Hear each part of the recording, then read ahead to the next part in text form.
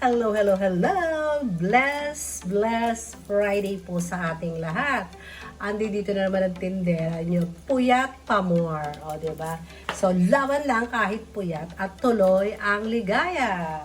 So, for the day's menu na isi-share ko again sa inyo ay ang aking pork dinuguan, ang aking ginataang puso ng saging, at saka hindi ko alam kung magpa-fried fish ako or paksiw na galunggong. Comment kayo dyan, nilulutuin natin.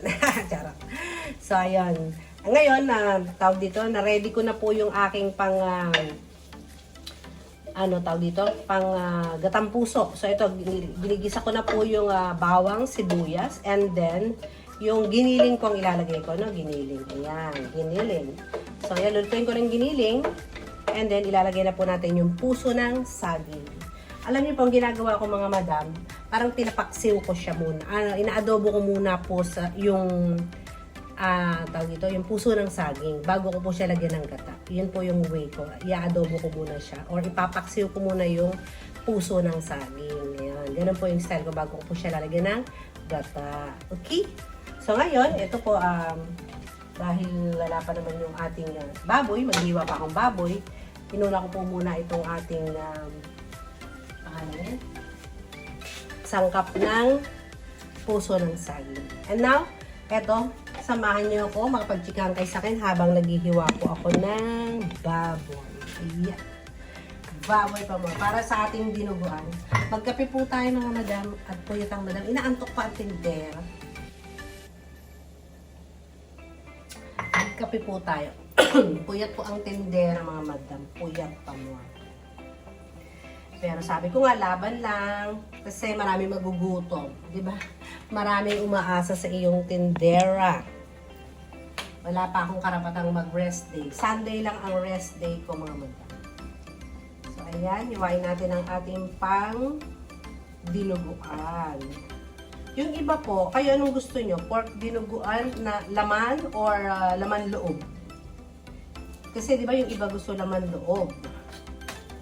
Ako ay, pwede rin naman. Kaya lang hindi ko alam kung gusto nila dito sa aking village, sa aming subdivision, kung gusto nila ng laman loob. Try ko kaya minsan. Hindi pa ako nakapagluto ng laman loob dito ng baboy. Kasi baka mamaya hindi nila tight.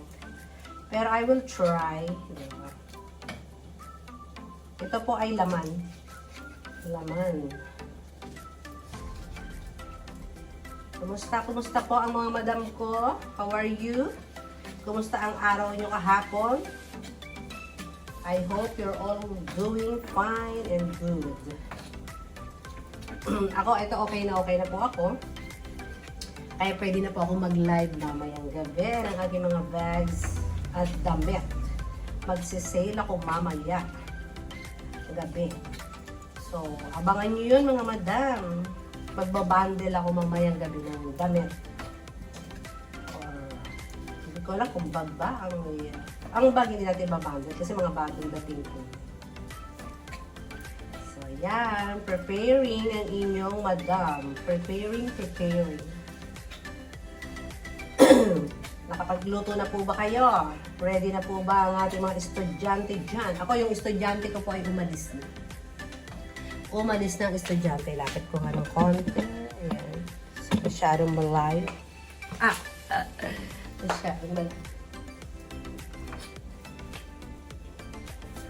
Sinasangkot ako maigi yung giniling bago ko ilagay yung puso ng saging. Naantok pa ako mga madam. Naantok pa ako. What should I do? What should I do? Parang gusto ko pa pong bumalik sa higa. Sobrang antok. Ewan ko ba? Parang kasi uminom pa ako ng kape ng mga bandang late na po. Kaya yun. Totoo ba yun? Ganun po ba kayo? O yung mga coffee lover, wala nang effect yun? Ako hindi. Hindi pa po ako ganun kasanay sa pag-inom ng black coffee. I'm trying kasi I want to do a diet na. Magda-diet na ako mga madams. Para mag-diet, tumataba na ang tindera, yun, malapad na ang katawan. Sayang ang mga damit, hindi po ba? Sino ang relate dyan? Sayang ang damit.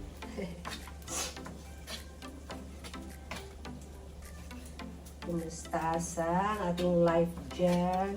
Mag-comment naman kayo mga madam kung anong gusto nyong tanungin sa akin.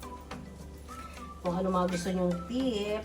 O, diba? Basta ako po, itong aking, again, ang tip ko po dito sa aking dinuguan ay, ano mga madam, tawag dyan?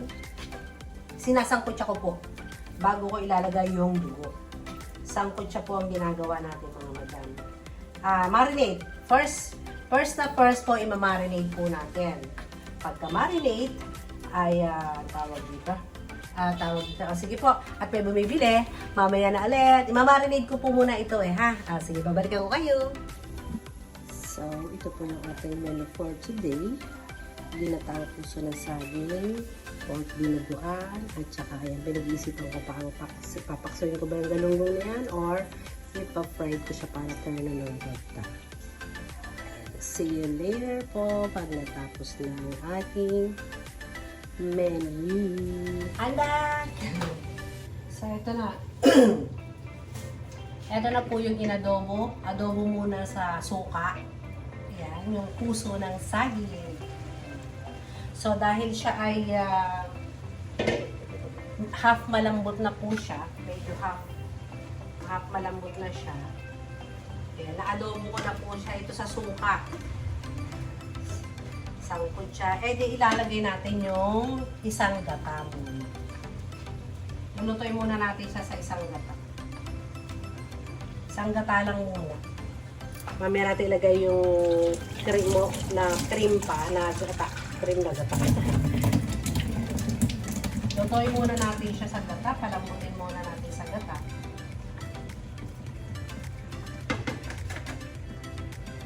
Sobrang sarap po nitong Coco Mama. Baka naman. So, ayan. Lutuin muna natin siya dito. Sa gata. After nyan, idadagdag pa natin yung dalawang gata. Diba?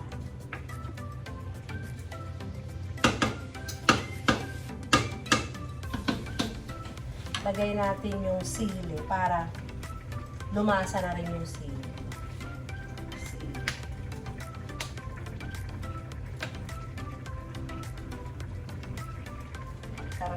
Yung iba kasi gusto may anghang.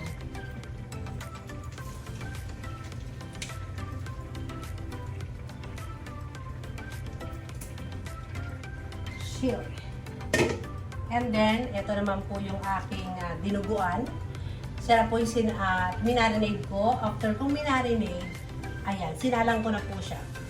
Wala nang gisa. Doon sa minarinadean ko, siya na rin po yung sinalang ko. So, kumapit na po yung niya, pati, suka, laurel, bawang, sibuyas. Ayan po siya. So, dyan mo na rin po siya lulutuin. Again, ang sikreto para lumambot agad, lakasan mo muna yung apoy. Pag kumukulo na, tsaka natin siya hihinaan. Okay? So, konting kulo pa. And then, mamaya, pag kulong-kulo na siya, hihinaan ko na po siya. Yan po ang ating malupit na sikreto. So, ngayon, ito, napag-desisyonan ko na, hindi ko siya ipiprito. Ang gagawin ko yung ipapaksiw. Di ba? Para iba naman. Nakakaumay na yung prito-prito. Di ba? Para healthy din. Paksiw natin siya. So, malinis na po itong aking fish. Gagawa tayo nito. At lalagyan din natin ng sili. Di ba? Sino may favorite nito mga madam? It's my favorite or it's our favorite. Papaksiw natin siya. Lalagyan natin siya ng talong and winding rope. Talong and winding road. Mga madam, inantok talaga ako. Ano ba yan? What should I do? Parang gusto kong sumayaw. Kasi ako inaantok.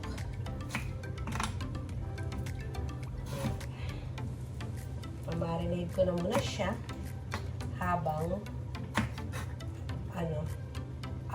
habang wala pang bakanting kalan.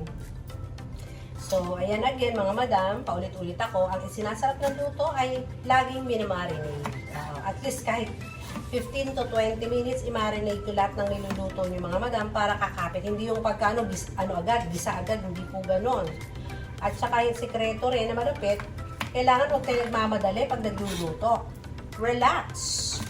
Relax. Gawin nyo lang hobby. Ngayon, syempre, yung iba natataranta kasi nga, walang time na mahaba. Ako kasi, kaya maga nagluluto para hindi po ako nagmamadali. Diba? Para relax lang. Yeah. Sabi ko nga po ay i-enjoy mo ang pagluluto para masarap. Yun ang maganda. Paging isipin para sa family, kaya nagluluto ng masarap. Diba?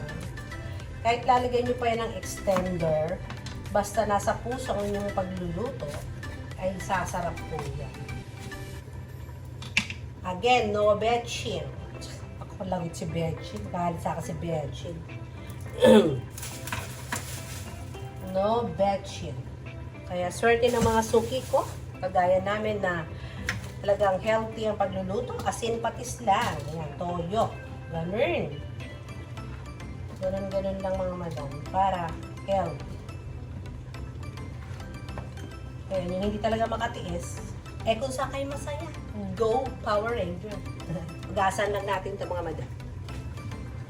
Ugasan. Kapag natin ng konti sa water para hindi mangitem. Oh, diba? Diba? Yan. At ilagay ko ng paksel.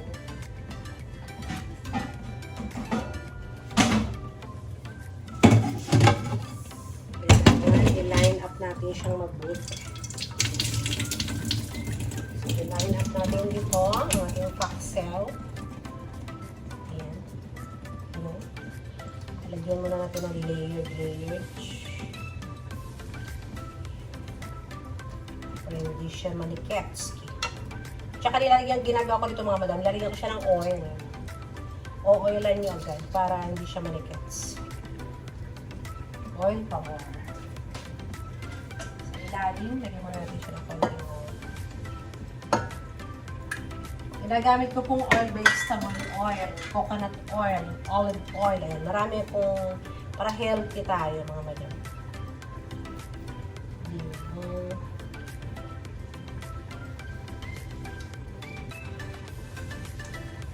Ayan siya malukets.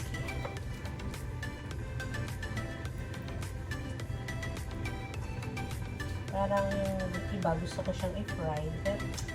Nag-iisip ako kay pa-fried ko po siya. Fried fish. Paksa na lang ng mga madam.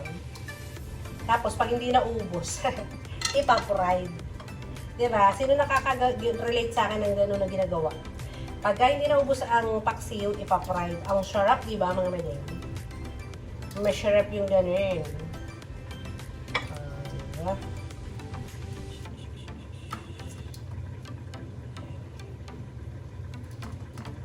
Para hindi magdikit-dikit, lagyan ng 1 seat apart. 1 talong apart. Para hindi po siya magadikit-dikit. Lulutuin natin siya sa patis at suka lang, mga madamski. O, diba? Nagdayo ko pa ito ng chili para mag-shirep. Diba? Ganyan din po ba kayo magpaksew? Ganyan? Diba? Ang sarap nito mga madams. Nasa natin ating kamay at malansi. So, lagyan natin ang laurel. Diba? Laurel. Yun. Diba mayaman sa laurel. Okay? Tapos, paminta ko nasa tindahan mga madam. Sandali kukuha tayo ng buong paminta. So, balikan ko kayo mamaya. So, yun na po yung aking prepare na paksiw na galunggong. Isn't it? Look delicious. And then, ayan yung aking dinuguan. Pinalalambot. Ayan ang ating gatang puso ng saging. I'm back mga madam. Balik pa more. So, ito na siya. Malambot na po, mga madam. Malambot na yung ating puso ng saging. Lagyan na natin yung dalawang kakang gata. Or the Coco Mama. Muna natin siya sa ating last touch. Finishing touch. Ooh. Kailangan natin yung apoy. Kung natututubigan. Kasi parang creamy, di ba mga madam?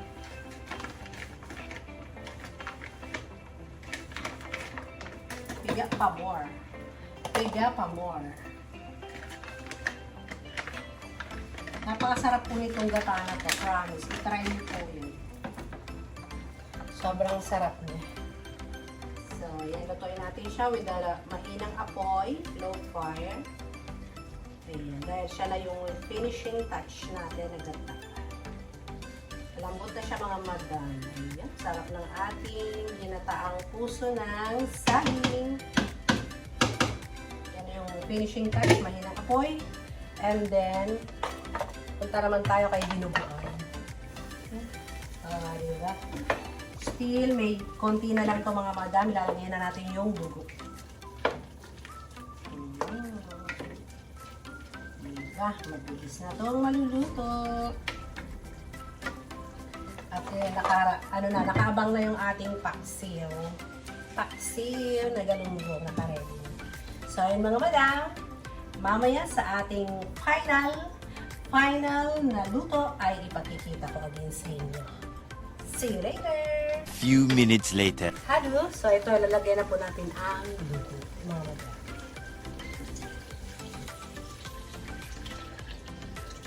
Ito muna ilagay lahat at baka naman mamaya ay masobra. So pag nilagay nyo na po yan mga madam, dapat continuous na po yung ang tawag dyan, continuous na po yung pag-steer. Tapos ilo-low fire nyo po siya ha, kasi baka mamuo po yung dugo. Ayun po yung sekreto nito. So pagka malapot na siya, at saka nyo lang siya pwede lakasan yung apoy. So tiyaga po, matagal po ako magdinuguan.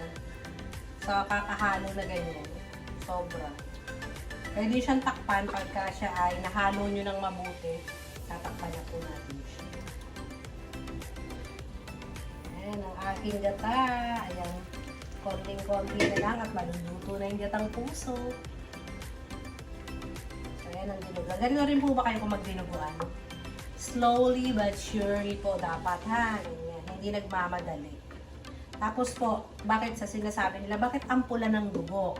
Ang ibig pong sabihin, pag mapula pa yan, kulang pa kayo sa suka or sa asin or sa alak. Yun po yun. Sasabihin nyo, bakit mapula, hindi siya maitim? Ibig sabihin po, kulang pa kayo sa lasa. So may bumibili po, balikan ko po kayo. Bye-bye! Few inches later.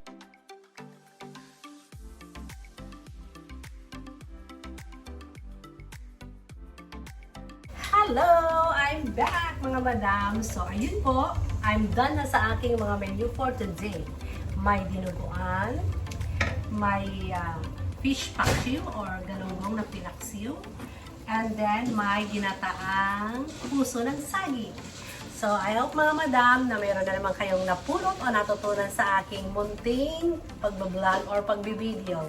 Sana po, kung nagustuhan ninyo, ay paki-like, share, and subscribe na rin po mga madam. And comment down below kung meron kayong gusto ipaluto sa akin, or may request kayo sa akin, o may comment po kayo sa akin, or suggest man lang, ganyan. So thank you very much mga madam. Maraming salamat po. Stay healthy always and God bless us all. Bye-bye!